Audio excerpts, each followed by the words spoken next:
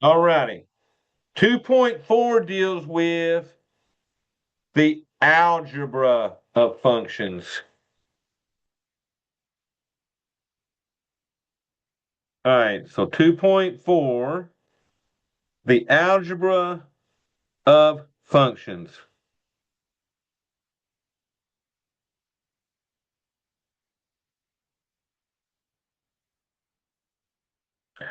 All right, so there's four operations we're looking at, and I'm going to show you some new um,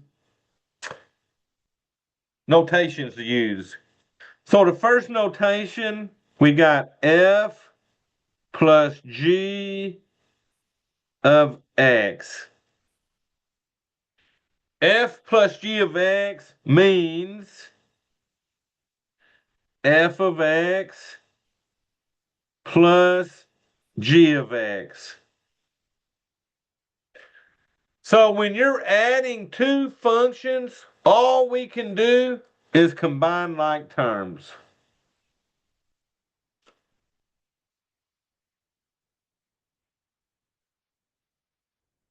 Now, these polynomials, f of x and g of x, those functions will be in parentheses when we start.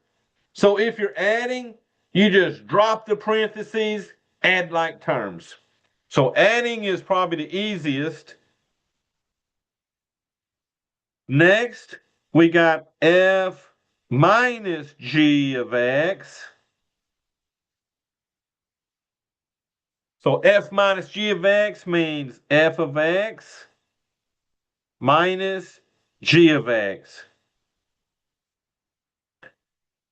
Now, subtracting is a little bit different than adding because when you're subtracting a function, you got to distribute the subtraction through the second parentheses.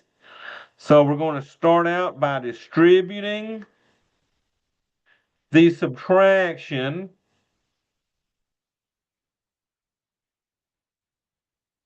through the second parentheses.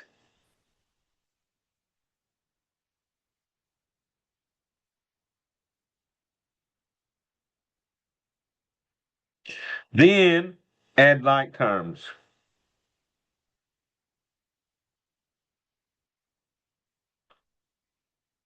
Okay, so adding, I can drop the parentheses and add them right up.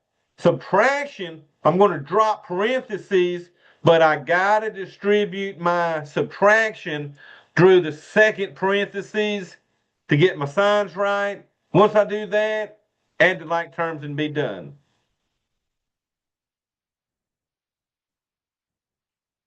All right, y'all, my third operation is f times g of x. Now, they use f times g, but I could have just put fg right next to each other, and that would have implied multiplication also, okay? But f times g of x equals f of x times g of x. Now, y'all recall this. Since we're multiplying, when I multiply these variables, what do y'all do with these exponents if you're multiplying x's times x's?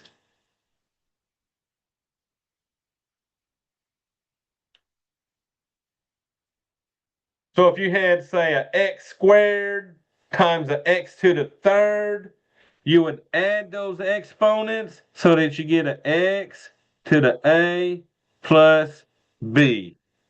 So y'all remember, multiplying variables, you add the exponents, okay?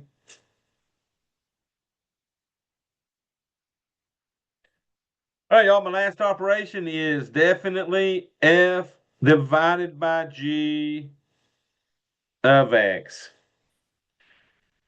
That means my f of x on top divided by my g of x on bottom.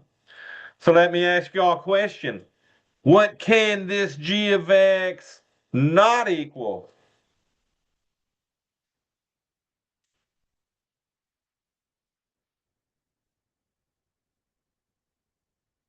And what do y'all say? Zero good, right? Remember, we said a while ago when we was dealing with the domain that the bottom could not equal zero. So that means g of x cannot be equal to zero for this function, okay?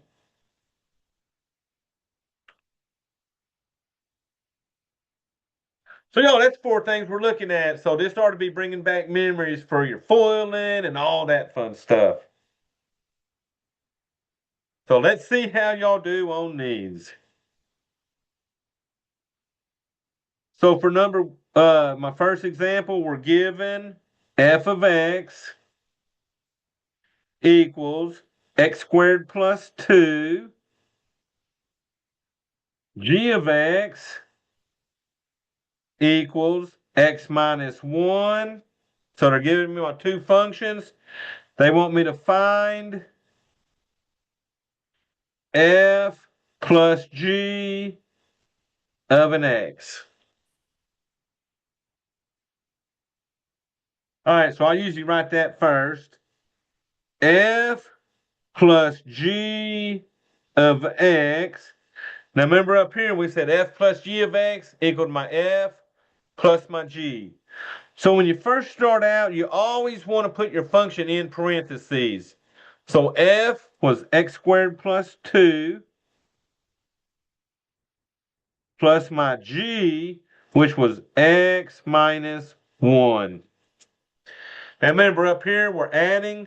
Up here, we said we're just going to drop parentheses and combine like terms. So you can drop parentheses, nothing changes. You got an x squared plus 2 plus an x and then minus 1.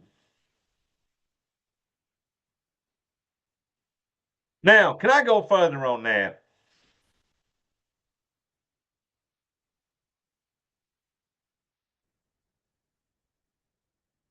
So yes, definitely. We do got like terms, which are the numbers.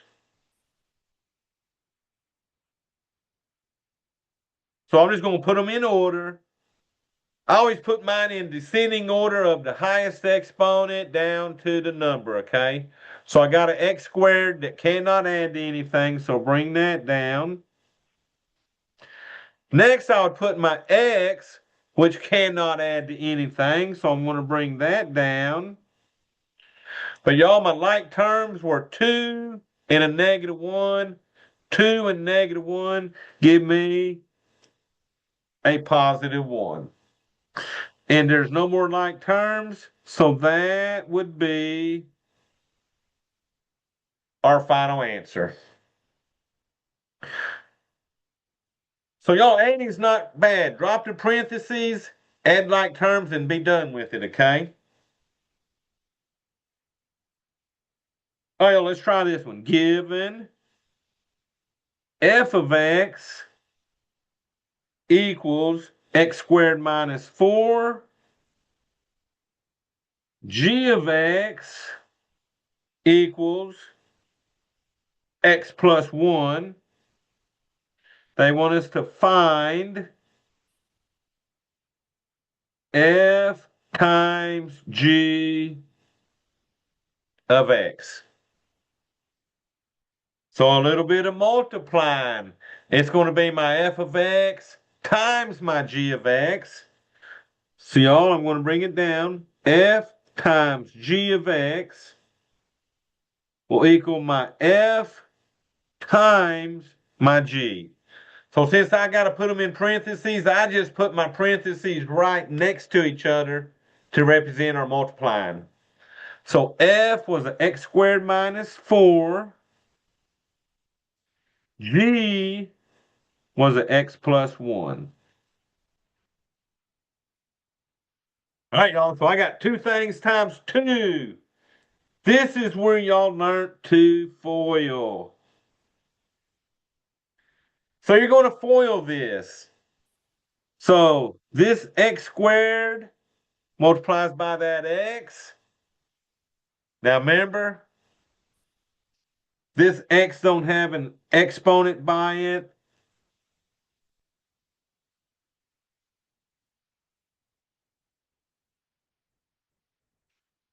Yeah. So I would treat it like a 1 sitting there. So x squared times the x, 2 plus 3 gives me an x cubed. Then I would distribute that x squared times 1. And x squared times 1 is x squared. So that distributes the x through the second parentheses. Now we do that with the negative 4.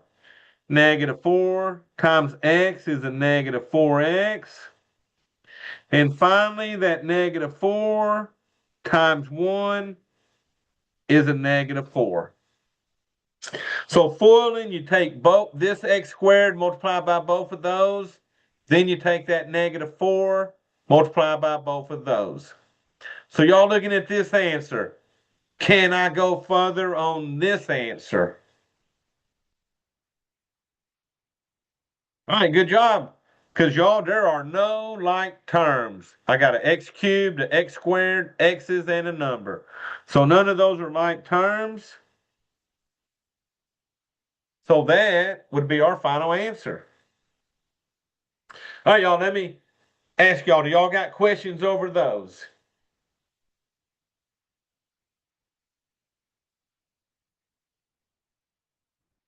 All right, y'all, I'm not seeing any questions. So let's move on to the next one.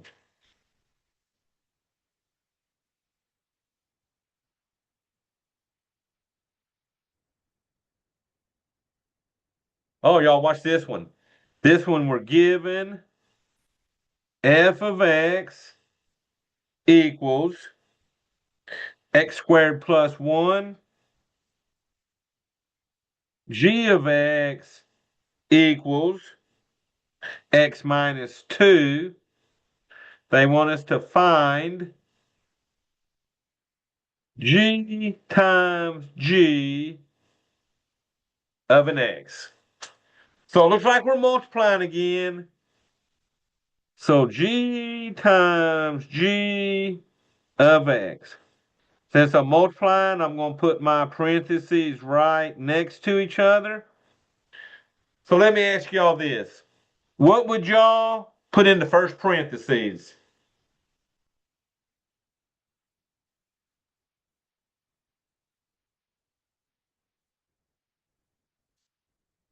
X minus 2, right? Because it's g, right? X minus 2 was g. Alrighty, so what would you put in the second parentheses?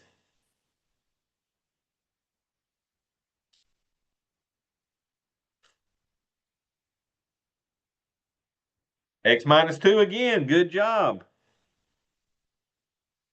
They gave me f of x, but y'all, they didn't ask for f of x. They just asked me for g times g, which was the x minus 2 times the x minus 2. So once again, we're going to FOIL that. And these x's both have an exponent of 1. So y'all, here we go. We got x times x. 1 plus 1 gives me an x squared. I got x times negative 2, which is a negative 2x. And then I distribute the negative 2 times x is a negative 2x. And y'all, finally, that negative 2 times negative 2 gives me a positive 4. So y'all see I got like terms here. Now, a big mistake I get is people cancel those out. But y'all, we can't cancel both of these out because they're both negative. Okay? So what I do, I'm going to bring down my x squared first. Now, a negative 2 and a negative 2 make that a negative 4x. So remember, when you add two negatives, it stays negative, and then bring down a positive 4. So at that point, I do not have any more like terms. So that would be our final answer.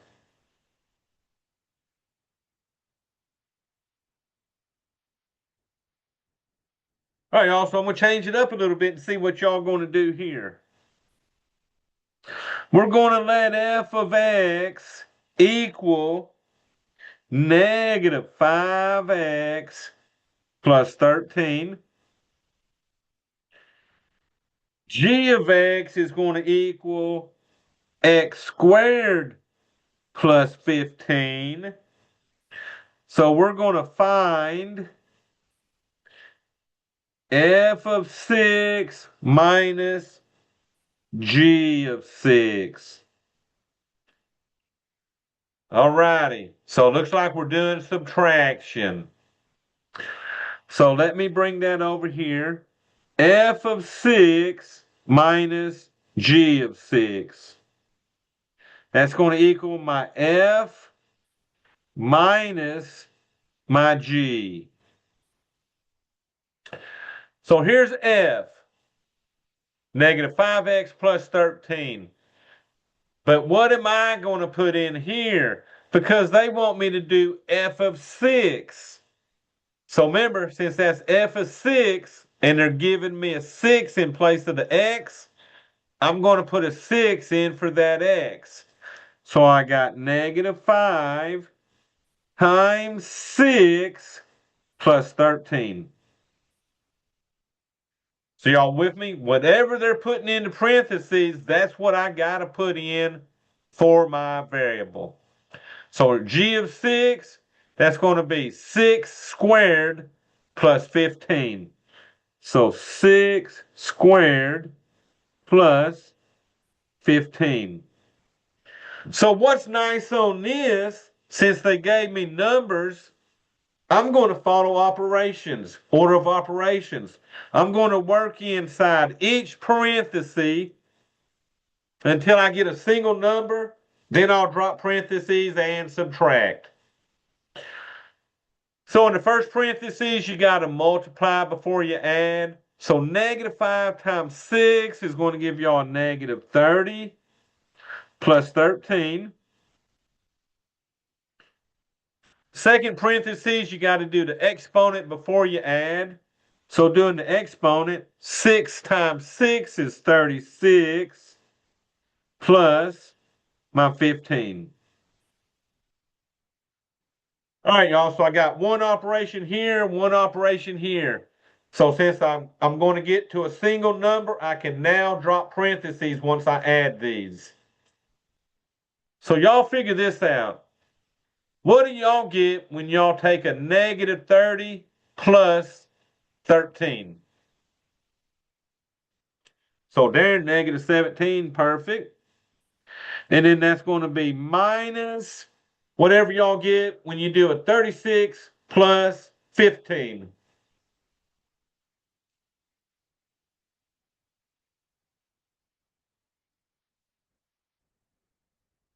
And y'all, what's that? 36 and 15, 51.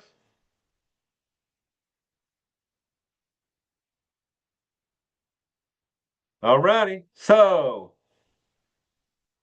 negative 17 minus 51. Once I add them two negatives, it will stay negative.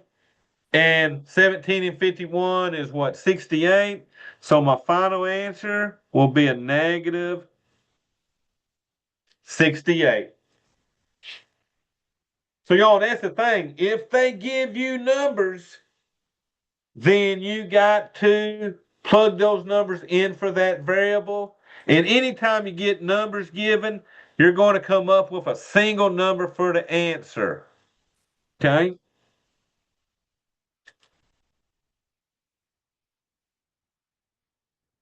All right, let me see. This one looks like a division. F of x equals negative 17x plus 7. G of x will equal x squared plus 9. They want me to find f of a negative 7 divided by g of a negative 7. So y'all, looks like I'm putting negative sevens in for these variables on this one. So f of negative 7 divided by g of negative 7. So I'm going to put my f on top and then my g on the bottom. So f, in place of that x, I'm putting a negative 7. So on top, I got negative 17 times negative 7 plus 7. On the bottom, I'm putting a negative 7 in for that x. So I'm going to have negative 7 squared plus 9. And y'all, I'll actually show you this one on the calculator. Um, so first of all, I got to multiply negative 17 times negative 7. That's going to end up a positive something. So let's see, what's that? Negative 119, it looks like, plus my 7 over negative 7 squared. Remember, any number you're squared is going to become positive. So negative 7 times negative 7 gives me a 49 plus my 9. All right, y'all. So let's do the top, do the bottom, and then we'll see if we can simplify this at all.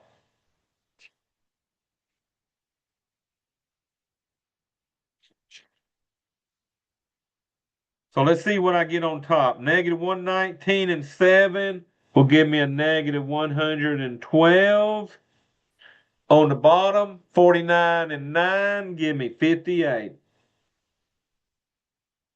So y'all, I know this fraction will stay negative.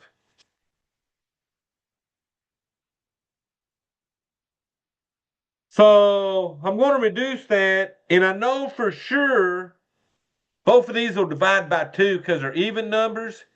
So if I take that negative 112 divided by 2, that's going to give me a negative 56 over 58 divided by 2 is what? 29.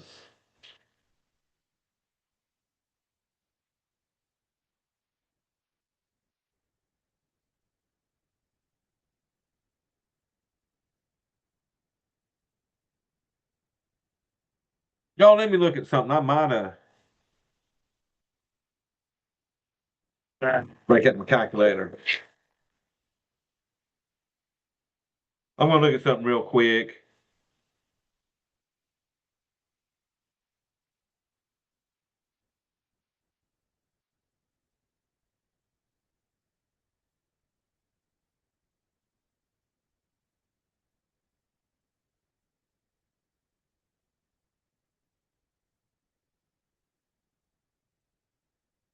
Okay, so we're good, right? All righty, so on the calculator, let me do that on the calculator. So let me share the calculator. So I'm going to put it in as a fraction like it looks. So I'm going to hit alpha y equals n over d. I'm going to hit enter. So y'all, on top I had negative 17 times negative 7. Oh, I see my mistake right now. Y'all, let me go back to the pad. Y'all didn't even catch me. But y'all, look here. That was a negative times a negative, so that should have been a positive 119. So let me figure that. So I get to talking about negatives and then I wrote it. But that should have been a positive 119 plus 7, which would have been 126 over 58. And then I still would have divided both these by 2. So 126 divided by 2 would have gave me 63. 58 divided by 2 would have been 29. So y'all got to keep me on my toes. If I get to multiplying two negatives, make sure I put a positive on that, okay? All right, I hate doing that, but yeah, that's what happened there. And y'all ain't even stopping me. All right, y'all, so there's negative 17 times negative 7 plus 7 on top, arrow down. I had negative 7 squared. Remember, put negative numbers in parentheses and then square that and then plus 9. Now, what's nice, the calculator is going to give me the most reduced fraction there is. And y'all, guess what? It's probably going to give me what? A 63 over 29. So don't do like me. Make that a negative times a negative, a positive right off the bat, okay?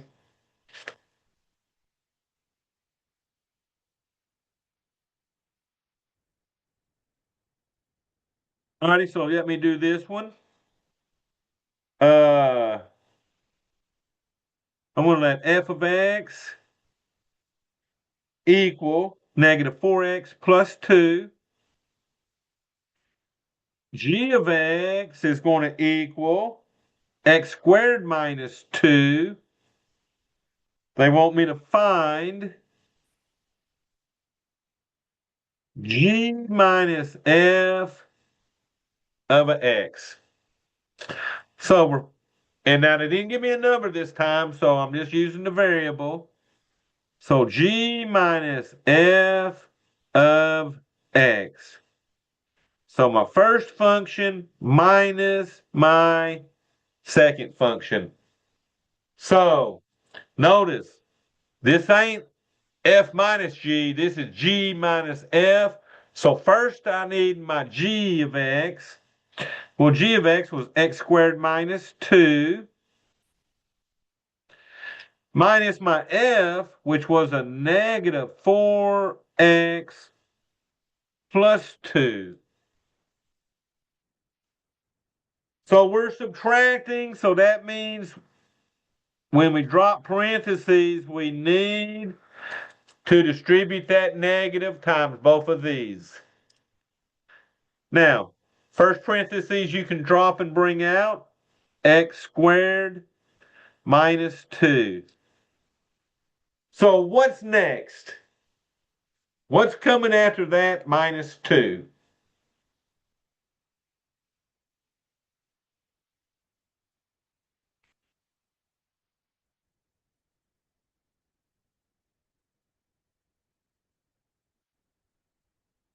Alrighty, so y'all look here. You got a negative times a negative 4x. A negative times a negative. We'll make that a positive 4x. All right, what's next? You're going to distribute that negative times that positive 2.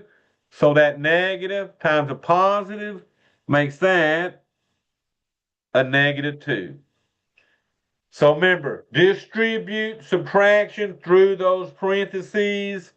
On this one, my only like terms are the 2's. So if I'm going to put it in descending order, I'm going to bring down my x squared plus my 4x and a negative 2 and a negative 2 give us a negative 4. And y'all, no more like terms. So that would be our final answer.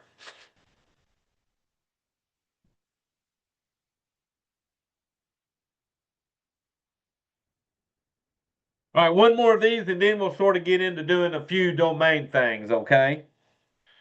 So let's see, this one's a little different. They want me to let f of x equal x squared minus 10. G of x is going to equal 17 minus x. Now, y'all watch this one. They want me to find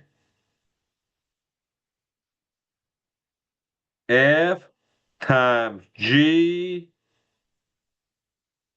of a. So here we go. F times g of a equals my first function times my second function. But y'all, I'm not putting x squared minus 10 down here because they gave me an a to replace the variable with. So when they put an a here, I'm going to replace the x's with an a. So f of a is going to be a squared minus 10.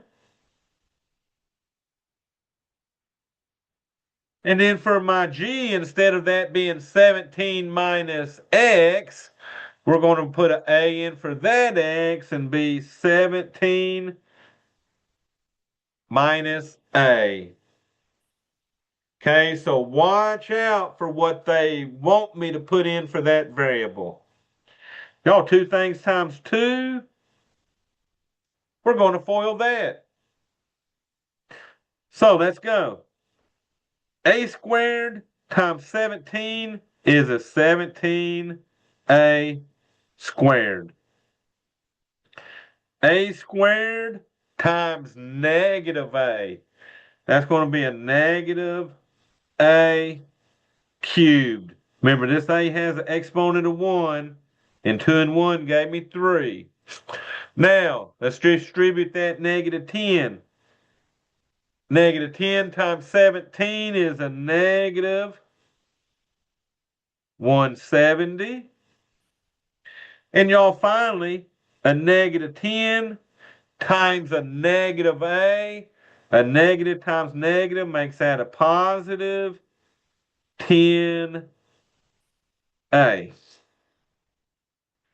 Now, you don't have any like terms, but we got to put it in descending order. So that means the negative a cubed will go first. Then we'll have our positive 17a squared. Then we'll have our positive 10a. And then at the end, minus our 170. So you can change the order as long as the sign stays the same in front of it, okay?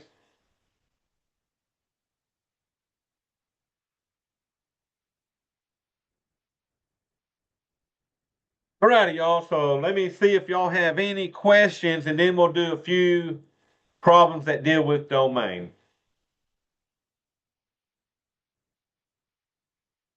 So y'all good?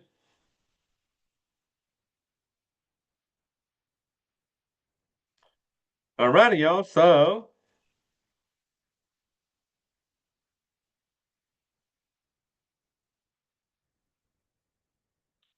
for the pair of functions,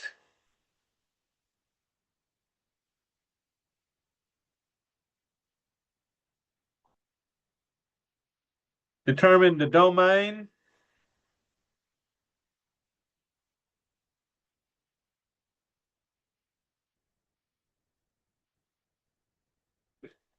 Of the sum, difference, and product.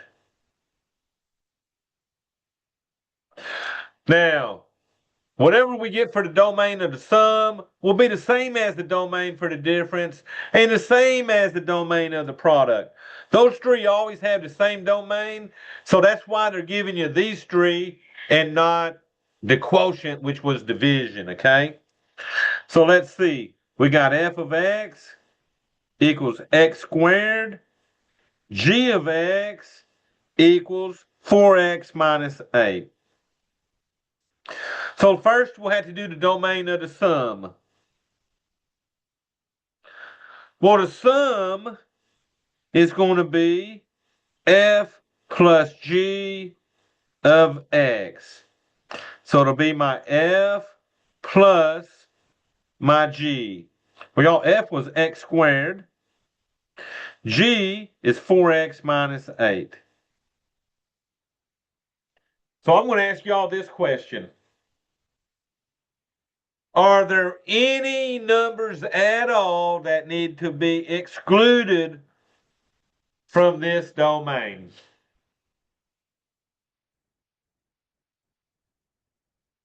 Now remember, when I'm talking about a domain, what was the only thing I was worried about? It was fractions, right? So you do not see any fractions here. So we have no fractions again. So our domain for this first one is going to be x such that x is a real number.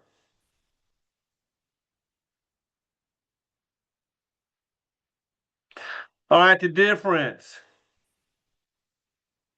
The difference would be f minus g of x. So that'll equal my f minus my g. So that's going to be the x squared minus the 4x minus 8. Any numbers you are kicking out of that domain. And guess what? Once again, I do not see any fractions. So this one has no fractions. So the domain is all real numbers again.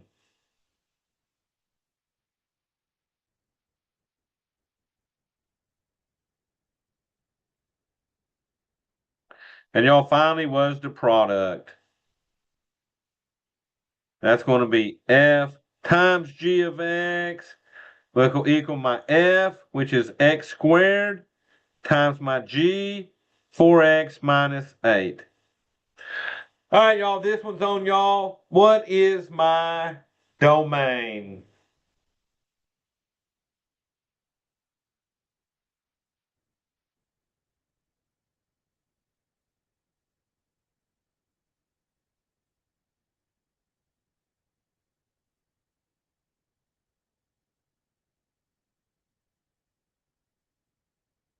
And y'all are saying the same thing, right? Because you do not see a fraction. So, y'all, I don't care what you're doing to these functions. If there's no fractions, there's no way to make that undefined. So, once again, x such that x is a real number.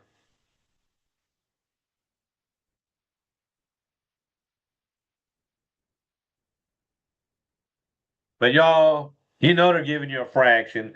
So, they gave you another example of these. So, we're going to find the, so for the functions f and g, determine the domain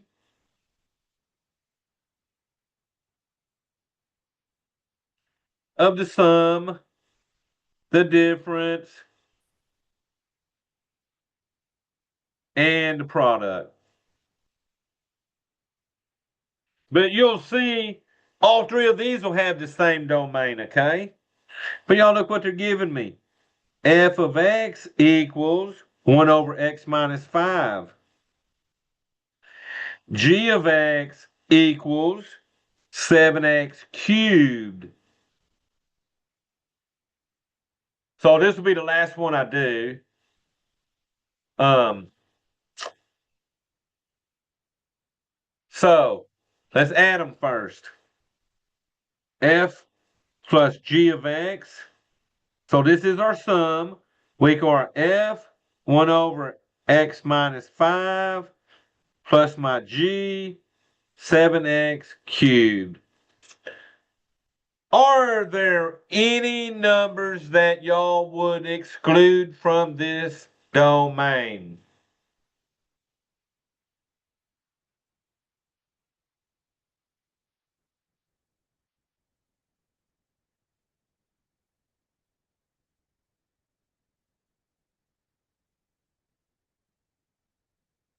All right, y'all. I got a fraction here. So since I have a fraction, that denominator cannot equal 0. So the only number that I could put in for that x to make that equal 0 would be 5. So we know x cannot equal 5 on that one.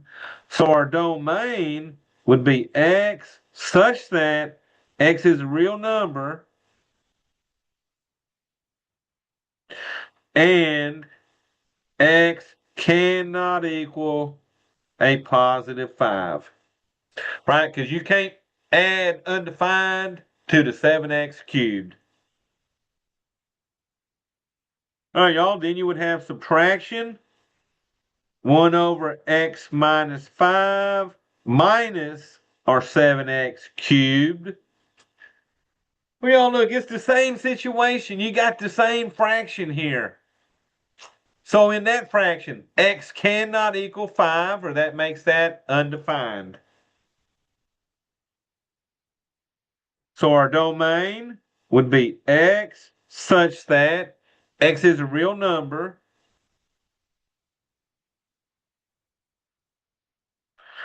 and x cannot equal 5. All right, y'all, then you had a product. F times g of x would equal your f 1 over x minus 5 times your g 7x cubed. Well, y'all look, like I said, up here, these three were the same.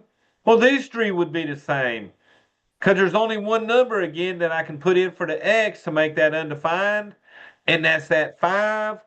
So we know for the third time, x cannot equal 5 on that. So our domain, x such that x is a real number and x cannot equal a positive 5. So all three of them had the same domain. Now, they didn't ask for division on these. This next example will be division because division is going to be different. So I'm going to actually do this last example and then I'll let y'all out.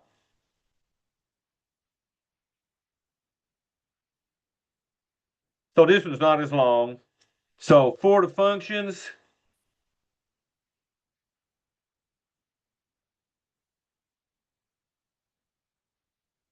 so for the pair of functions, f and g, determine the domain of f divided by g. So y'all, f of x is going to equal 9x minus 4. G of x is going to equal 4x minus 20. So we're looking at the domain of f divided by g. That'll equal my f, 9x minus 4, divided by my g, 4x minus 20. So y'all, I want y'all to find me. That is a fraction. It's got a variable in the bottom. So y'all need to tell me what value y'all would kick out of that domain. And remember the way we found those, we set that bottom equal to 0.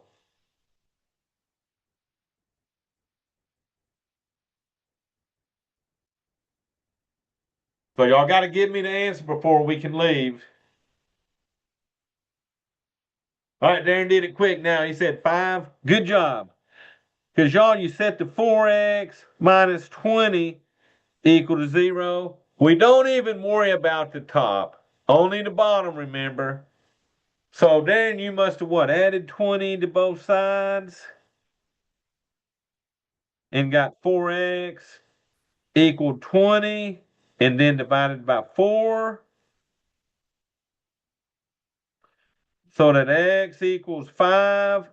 So 4 times 5 is 20. 20 minus 20 made that undefined. So y'all, our domain would be x such that x is real number and x cannot equal a positive 5. Hey y'all, so You got your operations. It starts out with your adding, subtracting, and multiplying mainly. A little division on those. And then the last three or so, we're just doing these domains, okay? Now remember, adding, subtracting, and multiplying always have the same domain. So if you can get one of them, the other two would be the same, okay? Alrighty, so I'm making sure I got everybody in here real quick before I let y'all out.